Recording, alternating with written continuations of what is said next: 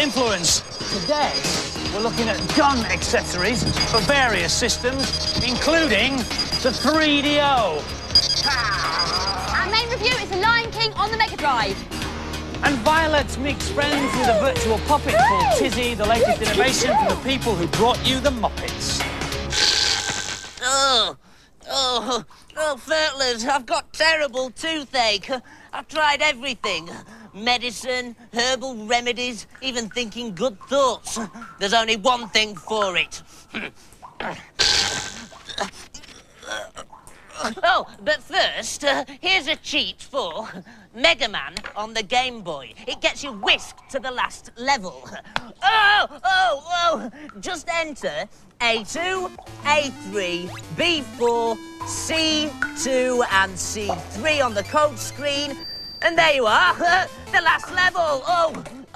Right, that is it.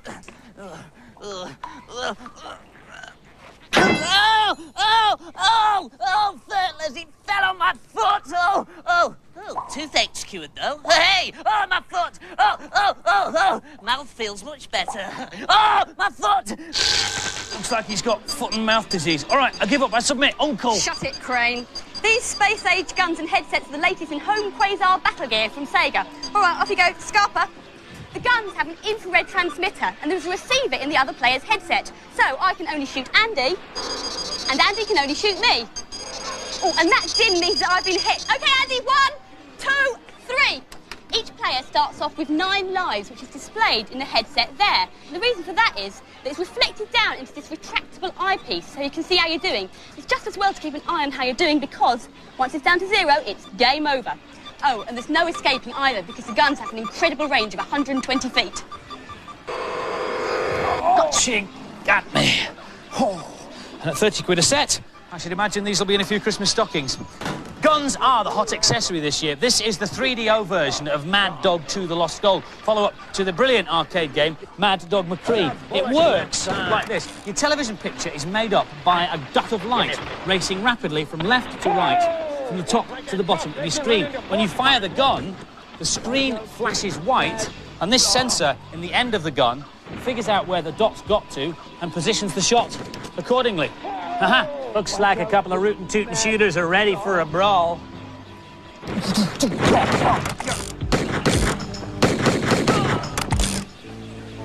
Didn't last long, did you?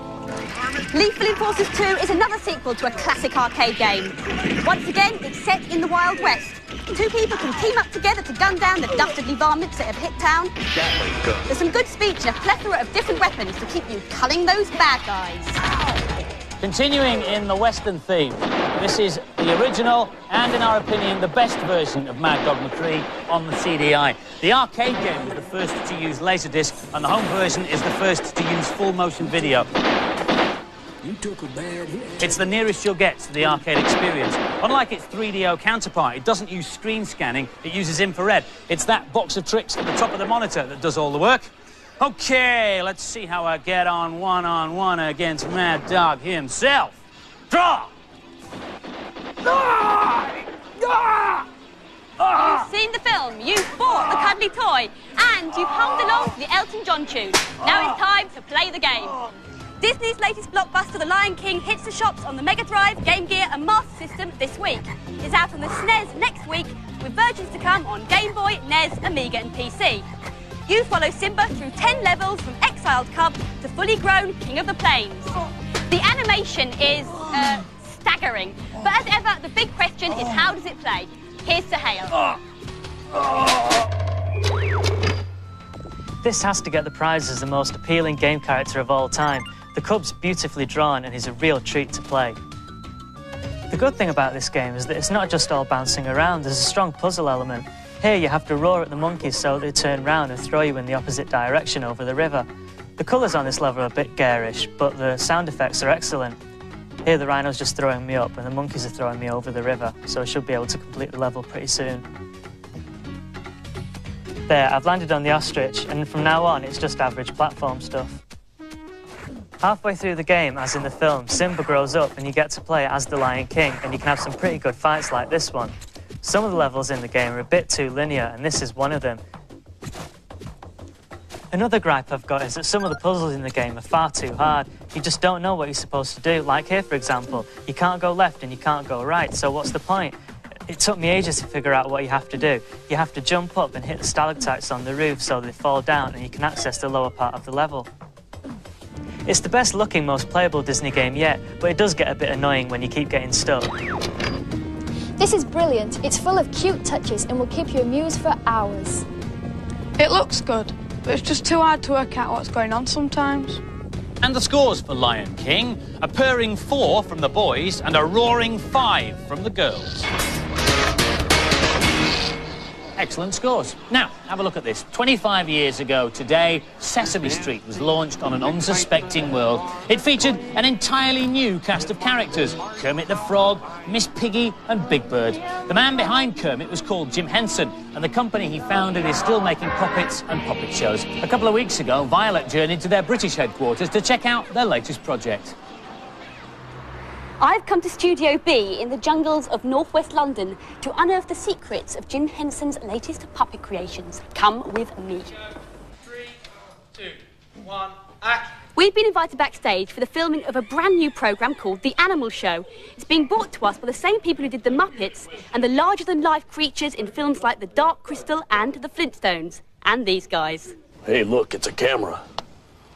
There's a camera down. Hi! Hey, Stinky! The Animal Show is a chat show for animals, hosted by a skunk called Stinky and his polar bear pal, Jake. We have to go work now. But at Henson's, they're doing something completely new by mixing conventional puppetry with the latest computer technology, as their third star is a computer-generated bee. Up until now, when performers had to work with animated characters who were drawn in later, it was always difficult for them to react to an empty space or to know exactly where to look.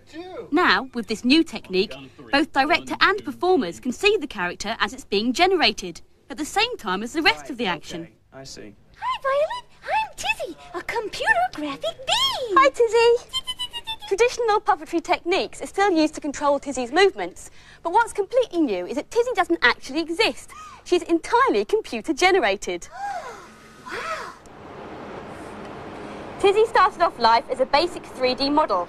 She was then scanned into a Silicon Graphics Onyx computer, and the next step is to add all the immense detail of character which will really bring her to life. Having created this wireframe from thousands of triangles, they produce a skeleton which will enable Tizzy to move. It's not based on the true skeleton of a bee, but it does enable them to add facial moves and expressions which make Tizzy larger than life. The final stage is to link these movements in the computer to the controllers that the puppeteers use on the floor of the studio. There are actually two Tizzys. This is a low-resolution version of Tizzy, produced live in real time. Later, it gets replaced by the final Tizzy, who has much more detail. The question The is... three puppeteers work in unison to provide all the actions to make Tizzy believable. She can smile, laugh, fly around and zoom in and out of the screen.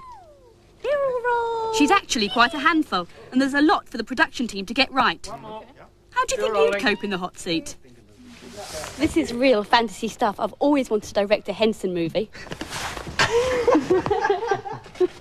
Getting the take stored on computer is only the beginning. Now the real work begins. Tizzy Mark II is created upstairs in the computer editing suite. We do essentially the same process that we were doing on the floor, but this time taking more time over each frame, adding a certain amount of blur, putting the wings on, and using a much higher resolution model. And the result is like this. But seeing as Tizzy doesn't really exist, how does the cameraman keep her in focus? Well, that's one of the things that we've had to teach the cameraman to do, is to focus on things that aren't there. And so it gives the effect of Tizzy always being in focus and the background blurring, which just adds to the realism in the shot. So he just guesses? He just guesses, yeah. One day later, the finished model is stunningly realistic, even though it hasn't quite got the power to sting like a bee. Or has it? Sorry, Tizzy, I hate to break this news to you, but you don't actually exist. You only exist inside a computer. Are you sure?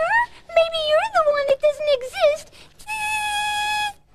Yeah, well, fortunately for us, you do exist. It looks like a good show. Do you have a good day? Yeah, it was brilliant. And look out for the show, because it should be on our screens in the new year. But now for this week's news and previews. Here's a Christmas present idea for the sad old fertler in your life. Next time your dad goes on about, oh, the good old days of video games when men were boys and sprites were black and white, shut him up with this. It's Space Invaders on the Game Boy. You can even play it on the Super Game Boy and get this exciting arcade background. Groovy. If you're a fan of the Zelda series, then look out for this one, The Secret of Mana, a new fantasy adventure game. It's an epic tale of strange beasts, magic swords and warriors, but the hero talks more like Beavis and Butthead than a young Galahad, out later this month on the SNES. Save a space in your games cupboard for this one, Batman the Animated Series on the SNES. It features all of the Caped Crusader's favourite foes, including some excellent sequences with the Joker. The 9 levels are packed with action, and there are plenty of devious puzzles to test your brain power too. Welcome to the world of Full Throttle, a dark and dangerous place on PC CD-ROM. You play the role of Ben the Biker, a bit of a rough diamond who's been wrongly accused of a dreadful crime. Your mission is to avoid arrest while you try to clear your name. Due out at the end of this year. Leather jacket not included. Oh, Furtlers, if you should ever have the misfortune of having a large, heavy weight drop onto your toe, then this should cure it. Whoa! Apparently, it takes a few seconds to work, so here's a cheat to be getting on with. It's for Rolo to the Rescue on the Mega Drive, and it gives you a secret cheat option menu. On the intro screen, hold down left and up and A and C, and then reset the machine. Now, keep them held down for a few seconds, like this, and then press B, and you'll get your secret cheat menu. Hey! Oh! My foot! It's cured! This is really good stuff. Dr. Salt's patent throbby toe healing stuff. Ingredients. Methyl lactylate, anti-caking agent, seaweed extracts. And what's this? Side effects. Tiredness and mega hirsutitis. I wonder what that is. Oh, I feel strangely tired, Furtlers. Crane to base, I've got 2 on my tail and I'm going in for the kill. Crane to base, mission accomplished, awaiting further instructions. This is Berlin to Crane. Look, just get on with it, all right? Oh, I was enjoying that. This is just one of the many VR helmets soon to be flooding the marketplace. As well as this one, the VFX1. We wanted to show you this one, the Cybermax, which is supposed to be ready now. But unfortunately, the one we've got is just a nice bit of plastic which doesn't work at all, so don't hold your breath for that one. The game I was playing is really just a demo of one of the packages soon to be available that'll let you build your own VR world. It's called 3Dware, and it's really easy to operate because it comes with 500 objects that you just select and drop into place. Look, I'll show you how it works. This is an overhead view of the virtual world that you want to create. The 2 lines there are the sort of X and Y axes, so you can position objects correctly. There's a whole menu of things to choose from. There we are, roads and mountains and bridges. And if I just put a couple of houses in there like that, and then we can scroll through. A skyscraper there and a skyscraper there. Now we need some roads to run through Craneville.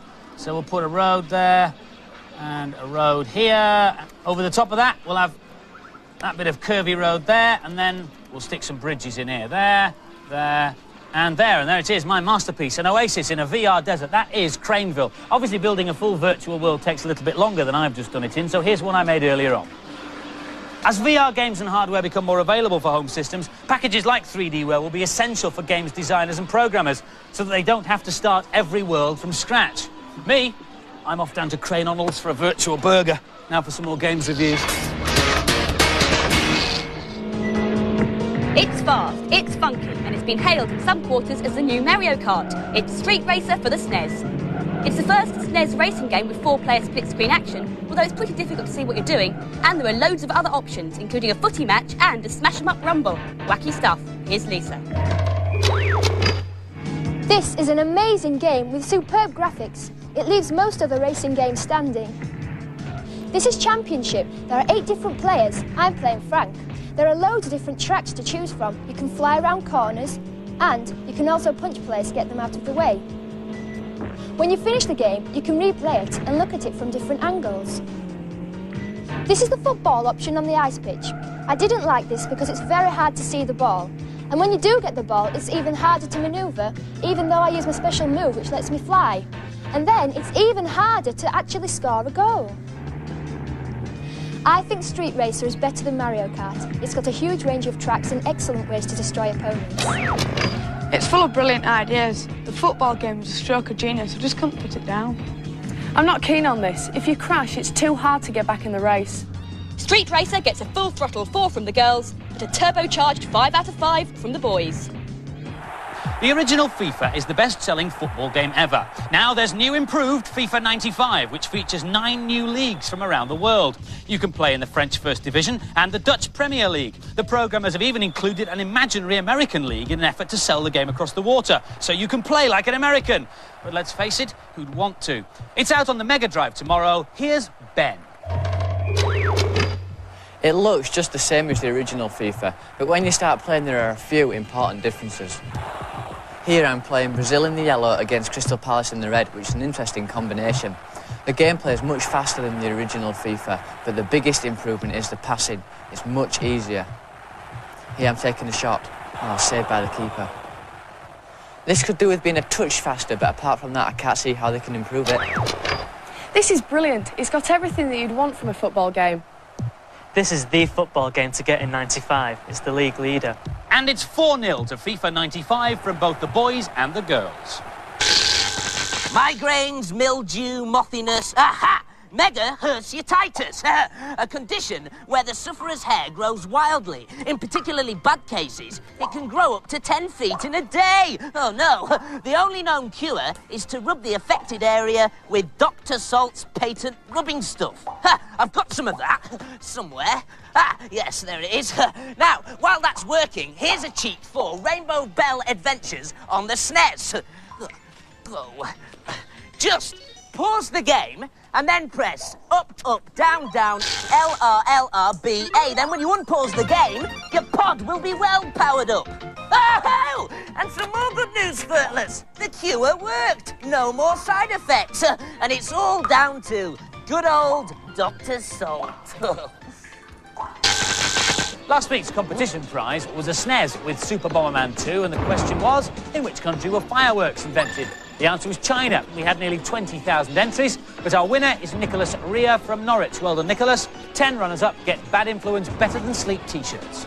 This week we've got a SNES and a copy of Street Racer to give away. The question is, which Formula 1 Grand Prix is raced around the streets of a European city rather than a racetrack? Phone in your answers on 0891 555 999. Calls will cost no more than 25p and lines close at midnight on Monday, but make sure you get permission from whoever pays the phone bill. Because as we all know, you can't win if you don't ask permission, and we do check. And finally, take a look at this. The long-awaited Micro Machines 2 for the Mega Drive. It features 54 new tracks. It features better control over your cars. Andy, tell them about the really brilliant bit. Yeah, the really brilliant bit is that it's a simultaneous 8-player racing game. No, the other brilliant thing, you know. Oh, yeah, the cartridge has got 2 extra ports in it, so you can plug in 2 extra joypads, and 8 players can play sharing the joypads. It's fantastic. Andy, tell them about the best feature of the game. Oh, yeah. Violet thinks the best bit about Micro Machines 2 is that she's in it.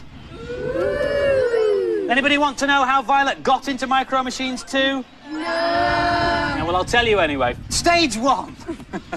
Take some funky reference photographs of our Violet. Stage 2. Oh, do keep up, Violet. Turn it over. There we are. Preliminary sketches to create the caricature. This was one of my personal favourites. Sadly, it didn't make it into the game. Stage 3. They develop the caricature to a satisfactory stage, i.e. give it lots and lots of hair up the top here. And Stage 4... finalise the caricature and transfer to computer to create the animation frames. And now, through the magic of television, here she is in the character selection screen. And if you win as Violet, she does this. But if you lose as Violet, she does this. Oh. Did the wrong things. That's just about it for this week. Next week we have a robot special, including a look at Rise of the Robot. See you then. Bye-bye. Bye.